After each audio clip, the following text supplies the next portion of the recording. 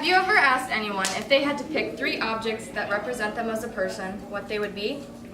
I would like to share with you 3 objects that I think define me. These 3 objects that I'm about to share will help you get a better idea of who I am as a person.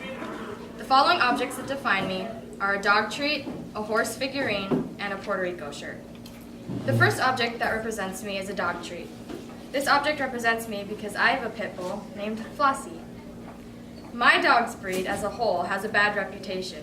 For example, every time someone walks past him or sees him, they turn around and get scared.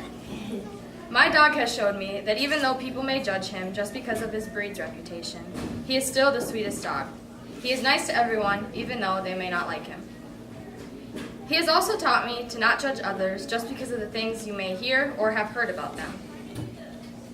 The second object that represents me is a horse figurine.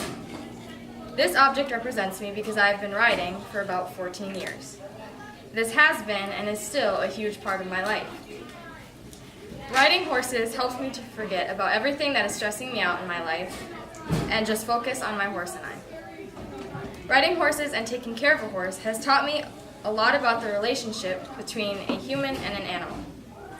I love that my horse takes care of me and doesn't intentionally try to endanger me. It is so cool how I can be in control of a 2,000-pound animal who listens to me. The last object that represents me is a Puerto Rico shirt. This object represents me because Puerto Rico is part of my culture.